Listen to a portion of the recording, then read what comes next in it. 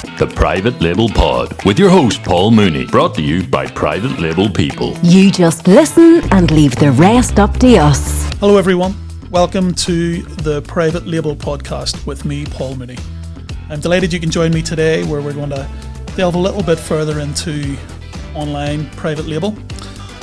You're very lucky listeners because we have two absolutely wonderful gentlemen with us today, two of the main people in Private Label People, Mr. Robert Rickey and Mr. Ali Rasool. Get involved, have your say, ask us a question or leave us a voice message by heading on over to privatelabelpeople.com/podcast. Hey guys, welcome to the podcast. Robert, if we can start with you, how's your day been today? My day's been wonderful, Mr. Mooney, absolutely wonderful. Lots going on, all in the land of private label, sir. Fantastic. And private label is why we're here. So private label people, 3 words that we're going to talk about. What made you come up with this concept along with the other guys? What is private label going to mean for our members and what makes it different? I think whenever you started saying there that, private label's why we're here, I thought you were going to go all existential on me. We're going to get into a really deep conversation. But no, to be fair, private label, I think private label people, private label has been a real passion of mine for a hell of a long time. And it was kind of weird in that I was sitting right beside a marina in the Greek island of Skiathos back in May of this year. And it was almost like one of those epiphany moments whenever, just the stars kind of aligned. And I was kind of thinking along the lines of what is it that I really want to do? And a lot of people kind of look towards the future. They look at something new whenever they're thinking about their own future and stuff. But actually, my future was weirdly in the past, which is starting to get into existentialism, weirdly enough. But it was just come back and saying, this is what I'm very, very passionate about. It's what almost my entire working career has been about private label people. And then being about private label, but then taking that people element, which I guess it's sort of been missing. And that's whenever I started coming together with the concepts of, who else do I know that have such a passion around private label and how do we start putting that together? So it was all kind of started outside that marina in Greece, Paul. Superb. A bit of holiday name dropping there, which is excellent. It's almost great, isn't it? Yeah. Ali, if we can just ask you a question. So obviously, Robert had spoken to you about private label people and his idea of the concept, and he's given us a bit of a synopsis of why that came about. Whenever he brought that idea to you, did it resonate with you, and why so? Yeah, absolutely. I've been working with Robert for a number of years now. Started off doing a bit of research back in the day. Like I said on the previous podcast, that was and is my passion. Like me and Emily, we can really geek out on a product, and I love the whole process of every market is different to another one, so it's not a repetitive sort of task that just gets boring after a while. You're always being presented with a number of different type of products, so it's always interesting for me. In regards to research and being known as Mr. Research, that's what I was introduced to you as, so that's what you will always be to me, but somebody had to show you how to do that and give you that expertise and that knowledge, and that person was Mr. Rickey, obviously. So what did you learn from him, and how did it shape you up for how you do things on a day-to-day basis and how you approach your Amazon business? Yeah, I mean, that's definitely a fact. I was talking to Robert a few years ago, mentioned how many times I watched these videos, especially the over-the-shoulder videos, going through market after market and looking at all the criteria and piecing all of those bits of the puzzle together. I've learned a ton over the years as well, and really fine-tuning how we're looking at things and how we're scoring things and why we rule products in versus why we rule products out. So it's still the same mechanics as it was 5 years ago, Yeah, I think I'd actually come in on that because I guess, firstly, if you're Mr. Research, Ali, and Paul's obviously putting us both together, I think that makes me Mrs. Research. But I think whenever we kind of look back and like you're talking about sort of emulating what I was doing and then having a real, it comes back to that word again about passion, whereas some people will watch something once, others will watch it 100 times. You were one of the guys that watched it 100 times, hence why it really sunk in and you had that passion, almost an obsession in a good way around how these things were done. Then we kind of sat down and developed the way that I was looking at things, the way that we started looking at things, and then we kind of put that together, looked at how we scored it, made the system more intricate, and we really started working together. And I think it was really down to the fact that you had a very, very similar obsession to me, a similar passion around research. And I think, Paul, come back to one of your first questions, whenever I was thinking about, who are the people that I'd like to put together, I guess you'd sort of say inside a team, they have to have that similar passion to each other. And certainly Ali's passion around private label and developing it was very, very important. So he was one of the first people that I thought of. And then being able to turn around and say, will he have a similar outlook to me, the way that we want to serve people? And we do look at it as a serving. And even in the notebook that I have from the marina that day, the very first page says serving to success. It was one of the very early mantras of private label people. So I guess that comes around into passions, obsessions, and me being Mrs. Research. Well, you suit that title very, very well. I think what he said in a roundabout way there, Ali, is that you were a massive geek, and that's what he really needed. So I hope you're okay with that term. Yeah, the biggest geek when it comes to research. Yeah. No, it's definitely been an interesting journey, and talking about that obsession, it did really start off with understanding that it's such a integral component to this whole journey. Selecting the right product is paramount to this, and once I made that understanding, it was like, cool, let me just focus on this one thing. Looking back, albeit to the detriment of other areas, and we were talking about mistakes in the previous podcast, but doubling down on what was really important and watching and rewatching again and again these videos until it sunk in.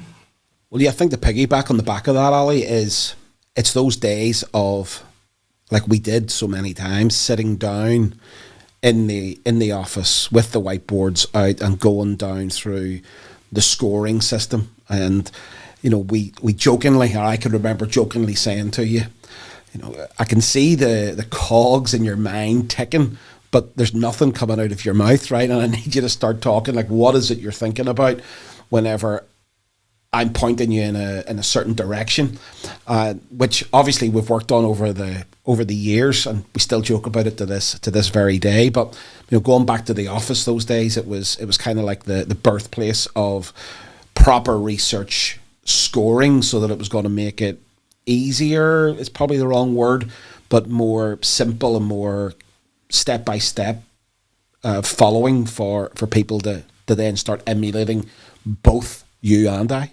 Yeah, it's just looking at it from my point of view. If I was going to start an Amazon business tomorrow, I wouldn't know where to begin. So what you guys do is vital in giving the listeners and the private label members that information back. But how did it start for you, Robert, in terms of, whenever you obviously were involved from Amazon from the very, very early days and before that on eBay, what sort of people were out there doing it at that time? How did you learn from them? Was there people that you were able to lean upon to ask, or did you have to just, I'm thinking about striking relationships with suppliers in China and all these things that you have to put together. That must have been, the world was a bigger place then, is what I'm trying to say, and it must have been even more difficult. Yeah, I think it was a bigger place. even though they sort of say that the world was maybe a smaller place as well, but I think it was a bigger place because we didn't have the technology. I'm really starting to sound very old. I've just realised that as I said that. But there wasn't the same, definitely wasn't the same technology. I don't think there were the same, I guess you would call pioneers. There wasn't that many people really at it at that stage, because I'm going back to late 1990s. 1997 was when I started online. Early 2000s, turn of millennium was whenever I started kind of importing. So, back then there wasn't an awful lot of step-by-step guides. There wasn't really any what you would call mentors or people to look up towards or sort of follow what they were doing. So unfortunately, a hell of a lot of it was done via a method that I would not recommend to anybody, which is trial and error. And I can remember my first shipments and everything else doing the vast majority of things incorrect. But the nice thing about it being very forgiving, that the business being very forgiving, that it was able to make up for those mistakes. So a lot of it, certainly back then, was a bit of trial and error, and more, I guess, now looking back, it was like, I'm going to make this happen because it's a passion. It is an obsession. I want it to work. I demand that it works. And therefore, I'm going to keep on going and going and going every single time. But I would also say that it wasn't just completely in the dark, because the people have been importing and exporting for years and years. So that part of the process was there. People in the likes of the Far East, like China, have been producing and manufacturing goods for a decent period of time. So that was kind of in place. A little bit about putting the dots together, getting some of it wrong, getting some of it right, correcting it on the next go. And as I said, I've been used the word obsession over and over and over again, but that's really what it was. It's, I know you very well, and it's something that always comes across. Sorry about that. Is your yeah, it's been difficult. No, it's that determination that you always have to see something through, which, I mean, I can even look at that personally and say that I don't have that and haven't had that, but it's something that you can learn whenever you see somebody like yourself being so successful. If you could point to one particular mistake that you made in those early days and think about what that was, could you share with us what it would have been? Yeah, 110%. I know exactly what it is straight away. It wasn't properly looking after finances. And that's why I'm such, there's lots of different words I could use. I'll just say a stickler for it right now, and making sure, people will know me now. If they know Ali as Mr. Research, I'm probably Mr. Reports, not Mrs. Research. But I'm constantly going on about it because it's vitally important, regardless at what stage the person is in the business. Whether it's day one and they're starting off, well, start off as you mean to progress. Get the reports in place, get the finances, get all of those things rocking and rolling so that you don't make early mistakes. And then you're setting up good habits, good processes that you're able to then take forward whenever you get the 5 figures, 6 figures, 7 figures, because they're kind of exactly the same processes, reporting strategies that you would use, as I say, if you're a 5-figure seller or if you're a 7-figure seller or even like an 8-figure seller, the process is exactly the same. So that is one of those areas that it's hard to outsource. Right, you can outsource it to an accountant, but if you don't know what the figures mean, if you don't know what they look like, well, there's no point in somebody else doing it. You've got to take ownership of areas of your business. That's definitely one of them. And Ali, you know what question's coming. It's the same one that Robert's just answered. Are you willing to take us to your mistake, or is that something that you've buried and you don't want to bring up again, or are you afraid to tell it in front of Robert? Which one to choose? I mean, there's been multiple. Some that were easy to kind of nip in the bud, and some that have just that hurt a little bit more. If we're talking about finances and really getting organized with VAT, for example, everybody's favorite subject. Understanding from certain experiences that the VAT money is not your money to spend. I think I have certainly learnt that lesson, albeit a painful experience. But really, making mistakes, but then learning from them. Yes, you can make that same mistake again, but really learning from them again, because if you don't learn from them, it's just going to repeat itself and get bigger and snowball. So trust me when I say that. Learn from your mistakes early on as possible. Yeah, I think what you've touched upon there is discipline, really. It must be, really difficult to have, say, a pot of money sitting and you want to grow your business and you've maybe seen a product that you think, wow, that would be a great seller and I'll take the risk of taking it out of this pot and putting it into that pot. Is that something that you've ever struggled with? Is it something that's been difficult for you to stay disciplined with? Yeah, I think that discipline is one thing and it's staying organized is the other, area to that, because really if you're disorganized with things, you wouldn't know what pot is where and what's in each pot. So certainly the organized aspect to it, and staying on track of it, because there's certain things, there's certain tasks that you can move till next Monday or move till 2 weeks time because it's important but not so urgent, and things come in the way of that, and you really, especially when you're trying to build something at the same time as simultaneously building something brand new as we are, it's quite easy to take your eyes off certain things and put something else off until it's too late. Well, business is risk after all, isn't it? I mean, you take risks every day in business, and I suppose, if I could flip the question to Robert in regards to the risk aspect, I mean, when it comes to a pot like that, I know you're a man that's successful and you have taken risks in business, but is discipline something that you still find really important to have inside your business? I guess there's probably two tangents of that word discipline whenever we're talking about business.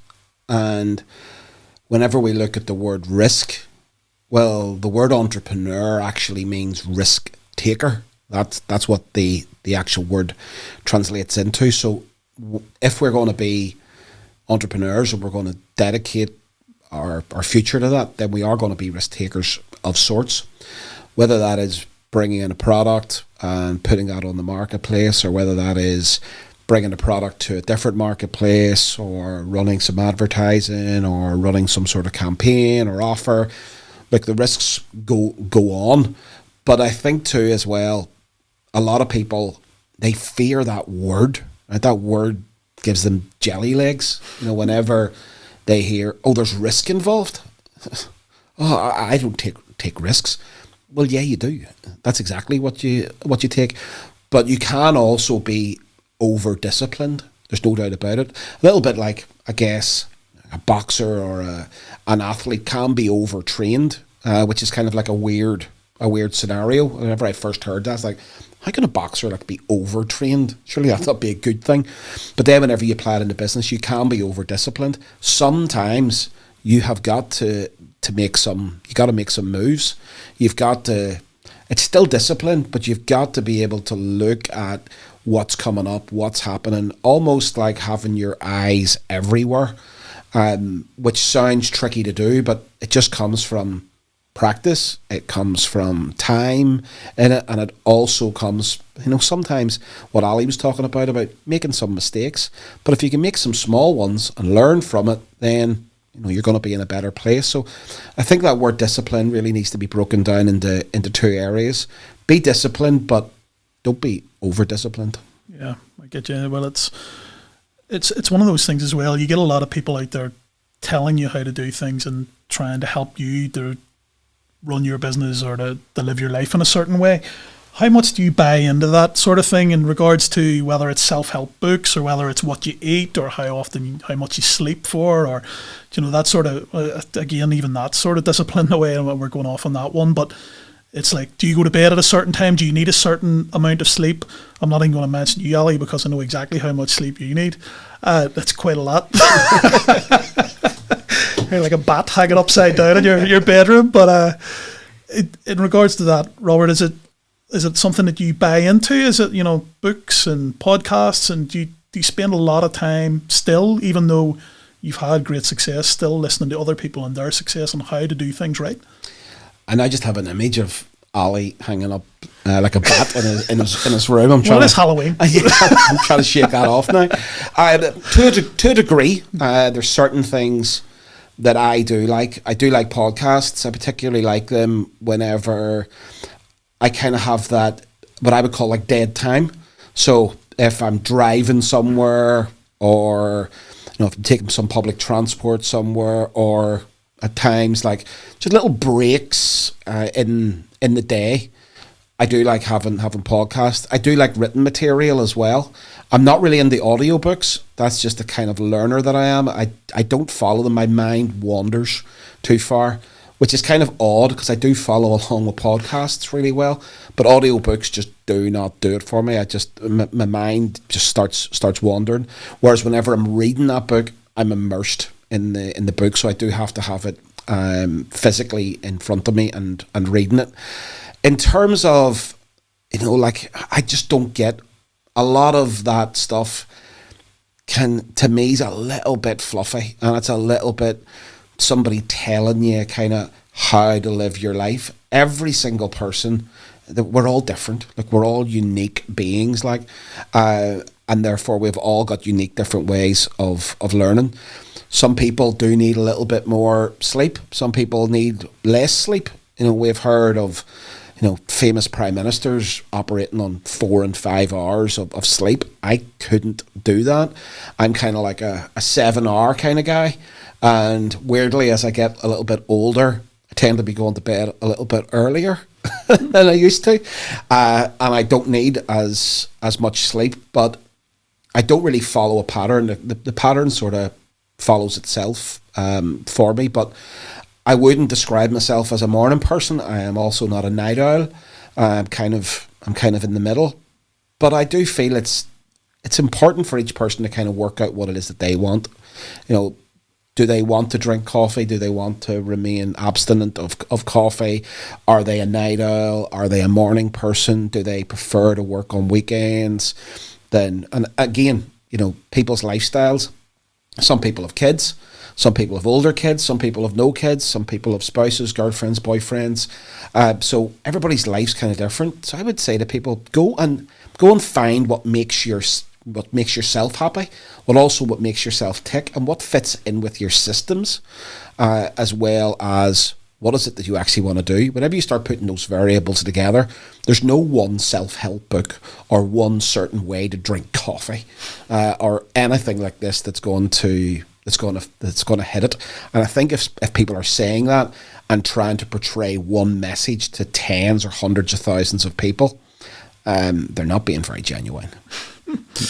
Well, Ali, you're a pretty laid back sort of guy. I know you pretty well to know that nothing gets you too stressed out on the outside, but maybe on the inside it's different. Maybe you wear it, you don't wear it for everybody to see. But what do you do to help you unwind and to relax? And do you just chill out, or do you have you any hobbies? Do you play games online, or do you play any sport, or what's the thing? Do you know what? It's really interesting hearing you guys talk, because it's like, yeah, you know what? I go through phases, go through phases where I'm very focused at the gym. I'm there 6 a.m. I like to go when it's empty, because I don't really like going when it's busy, and faffing around that way. But it all like you said, it's all down to everybody's personal preference, but also what works for them personally. I've got a small child, and that anchor of the school run starts my day. If that wasn't the case, like you said, I'll be hanging upside down in my bedroom, sleeping like a bat. But yeah, I mean, like, that would be, say, my ideal time is to go to the gym. That's like my me time. That's where I'd listen to a podcast as well. And I'm very similar to you, Robert, as well, where I tried the whole Audible, the whole audiobook thing, and really just kind of somebody telling a story. I did find myself kind of my brain just starting to wander, and it's hard to really understand, versus reading a physical book at my own pace. But yeah, that's where I would generally do my morning routine, quote unquote, at the gym, listen to a podcast, and then get into the office after the school run, and I would have a coffee. That's the extent of my morning routine. yes, it sounds very exciting. But in terms of unwinding, I do find that that's something that I'm working on continuously. But sometimes just sticking on that PlayStation for a few hours when I'm allowed to definitely helps with the unwinding. I don't know what it is. Maybe it's just that prime focus on something else, and removing the ability to think of other things that are going through my mind. I think that definitely has some help on that side. And Robert, I know you, for instance, you like football, you love watching football, or soccer as some people would call it, but I also know the team that you support, and a bit like my team at the minute, it's not something that's going to relax you very much. But it's a bit of a different question in a way. Is there anything as you get older you find yourself doing that as a hobby or something that interests you, that if somebody had told you 20 years ago, like for instance, I actually don't mind a bit of gardening, which makes me sound like a complete and utter weirdo, but that's something 20 years ago I would have went, no way am I going to be doing that. You just offended every gardener listener that we have. Yeah, well, I'm While one. actually saying that it was pretty cool. Yeah, well, I can only offend them if I'm not one, so it's fine. But is there anything that you find, like, I mean, obviously I know you like getting abroad a wee bit now, but is there things that you do now that you go, God, 20 years ago, there's no way I'd have been into this? That's a really good question. I don't actually think that there is. As Ali sort of, I can't remember what Ali was sort of deeming himself to be there, but a little bit sort of, maybe it was a little bit boring or a little bit routine based. I find myself to kind of be the same. It's football. I'm a big, passionate football supporter. Follow my country, Northern Ireland. That team that you were talking about, Paul, is of course Everton Football Club, the bane of my life. Every weekend is kind of the same. Disappointment. It's the hope that kills you and all the rest of those things. I guess I've taken up a little bit more going to what we describe in the house as going to the opening of an envelope. Whenever anybody says, do you want to go and do this? I'm just like immediately there, regardless of what it is. It could be a music concert of somebody who I don't even know or particularly like. And I'm like, yeah, I'll go. Or should we go to this certain place? Yeah, I'll go. But I've always been into traveling and, taking holidays, going to events. I enjoy music. But yeah, I can't actually think of anything that I do now or I like doing now that, 20 or 30 years ago I'd have said, there's no way I'd do that. I'm relatively boring, Paul, as you know. I think one thing that comes across whenever you talk to people who want to sell online is that they want to sell online because they want to run their own business and they want that freedom to be able to do what they choose. Is there anything, in going back to maybe the early days of having your own business, you remember going to do and thinking, wow, the freedom to be able to actually just do this without having to go to my boss and say, can I have a week off, or can I have a few days here or there, or just that? Can you remember that sort of freedom that having your own business brought to you? It's weird. It's actually a story that has got the complete opposite of freedom, but it meant freedom to me. And I guess freedom means a lot of different things to a lot of different people. And it's a word that's sort of thrown around a little bit. And I would always encourage people to really look into it. And I guess they put financial in front of it, financial freedom. But it's not just financial. It should be more. It should be much more than that to everybody. But I'd been running the business for approximately 4 years. That's the importing side. And I'd been going for about 7 or 8 years. It was 2006. And I'd managed to get enough money together to take the kids to Disney World, for the first time in Florida. And I had thankfully said my goodbyes to everybody in the warehouse. I am away for 2 weeks. You will not see me or hear from me or anything else. And it was just whenever I was going, the person who was going to be looking after it actually really took very seriously ill. But I had to go on holiday. The kids were all, G'd up to go and everything else. So what I had to do was, while I was in Florida, I had to wake up at a time that was suitable before anybody got into the office or the warehouse here in the UK. So that meant 3 o'clock Florida time.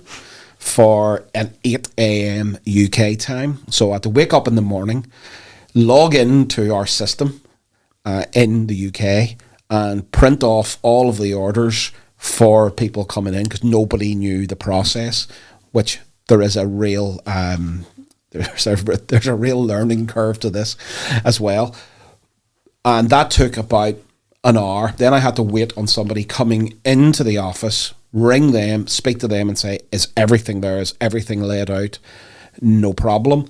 Then go back to bed if I could for a little bit, because the kids were going to be getting up at like 6, 7 o'clock in the morning, their Florida time, to then go to Disney World to walk around whatever, number of kilometers that you would do in Disney World, and then come back, entertain the kids and go to bed. I had to do it every single day while I was in the States. And still walking around Disney World with my phone, answering messages, looking at different sales. But man, that was freedom. That was absolute freedom, because I was in charge of my own destiny, and I knew that getting up in that morning did not bother me in the slightest. I was in a foreign country. I'd taken my kids to a magical place for kids, which was Disney World. I was enjoying every single day, walking the feet off myself, coming back at 8, 9 o'clock, literally exhausted, putting my head down and just going out like a light, and then waking up at 3 a.m. again to do the print of the orders. But that was really the start of it, and it then added to that passion. It added to the obsession of this is what I want to do. I don't care what it takes. I don't care what it looks like. That was freedom in a really weird way. That was freedom. Well, I totally get that. I get how you feel like that. I think you might have put some people off running their own business and giving us that. Sorry, you get to go to Florida. Absolutely, not a bad place to run your business from. And Ali, I think we'll finish off that section by asking you the same question. What did freedom feel like for you? Can you remember, I don't know, asking for a holiday or anything at all that you went, oh, that's right, I don't need to ask anybody. I don't need to put a form into my boss here? Or? Yeah, it's really funny, because it's the perceived freedom, say, before you get a bit of a taste of it, is completely different. And it seems to be a running theme whenever I'm having these kind of conversations with people. I just left, I think, so this was, I can't remember the year, it was, I think a year after, or maybe the year that I had handed in my notice at the airport. And, with that ability to work from wherever you want in the world, I thought, okay, now's the time to go to Bali, right? Like everybody else, like every one of those digital nomads, see what that's all about. I mean, Bali's incredible. I know you've been there as well, Paul. Yep. Just the whole cultural experience, the different food, the tropical climate. I remember going out there, having a few days to relax, and I thought, okay, now I need to get my work done. Let's see what this whole thing's about. Get onto a scooter and find a coffee shop and get onto their Wi-Fi and work from there. And, it was great. The fact that you can work, get your stuff done, somewhere 10 hours away from your home, 10-hour flight away from your hometown, I think it was just fantastic. But long story short, I don't think that lifestyle's for me. I've established a certain criteria for my working day, and if it's in a hot country, I need aircon. I need an office chair, because those chairs at that cafe ruined me. And there's a few other criteria. I need a second screen, because if I'm looking at my spreadsheets, doing it from the small screen in a hot coffee shop, not going to happen. So looking back, it was definitely an eye-opener as to what I don't want for the future whenever I'm working. But at the same time, the freedom to actually do that and get a taste of it, even though it was a taste that I won't be doing, again in that same way. I think that was probably the first sort of eye-opening, quote-unquote, freedom experience I had. Jeez, I've just got this visualization of going on holiday with you two, and you're on the beach sitting on an office chair with a fan in your face, with two desktop computers in front of you and Robert on the phone in the background trying to print stuff from a mobile printer. It's all right though, Paul, because if anybody out there is a coffee shop owner in Bali, then they know now exactly how to get that business of Mr. Ali Rasool's. All they need is an air conditioner underneath where he will be sitting, a really good office chair, and potentially a second monitor, and they're guaranteed that £3 a day from him for his Americano. Might need a bed out the back as well, Ali. Yeah, an upside down one. Okay, guys. Well, thank you very much. I think the listeners will agree that was enlightening and good to listen to. So, well, I hope they will. Or else I'm sacked. Get involved, have your say, ask us a question, or leave us a voice message by heading on over to privatelabelpeople.com/podcast. Thank you to the guys once again. It was great to have them here. It's also great to have you here listening. Obviously, we're still finding our way with the podcast, and we would really love to hear from you guys in regards to what you would like to hear from us. This podcast is for you, and we want to hear your thoughts. So if you'd like it to be a little bit longer, you want it a little bit shorter, let us know, and we will do our very best to bring you the best podcast that we can. Thanks for listening, and we'll see you again next time.